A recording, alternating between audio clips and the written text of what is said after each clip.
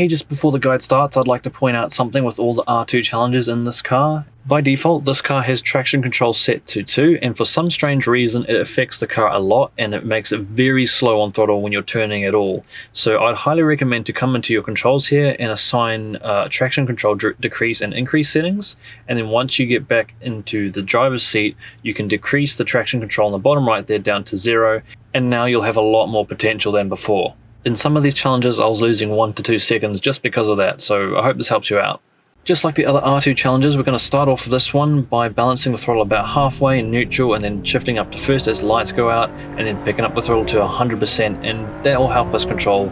any unnecessary wheel spin at the start there. Now we've got a long run down to the first turn of this challenge, and for this challenge we just have 2 turns which are quite similar actually. They both have quite large curbs on the inside, and the idea is to sweep in around those curbs without getting onto them, because you seem to lose a bit of time by hopping over them. They make the car unstable. Anyway, we're starting off here, bringing the car to the left here, just popping your left side wheels over that white line to open up your entry line just slightly for this turn. And now we're looking out for the cone just there and the 150 board, braking about halfway or closer to the 150 board there, all the way on the outside of the track, and then turning in quite late to make sure that we avoid getting up onto that curb and coming very close to it, but around the curb, and we should be able to pick up the throttle shortly after the apex there, carrying our speed to the outside, and then the outside again over here on the left side of the track.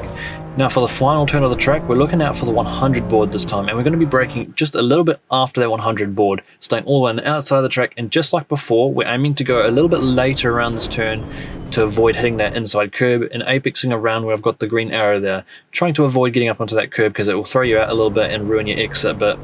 on exit, just try avoid getting onto the grass, and there's the run complete. I hope this guide helps you out. There's not too much involved with this challenge, but that's the last one before we get onto the full lap. So thank you all for watching, and now I'll just play through the whole run again without any interruptions. See you in the next video.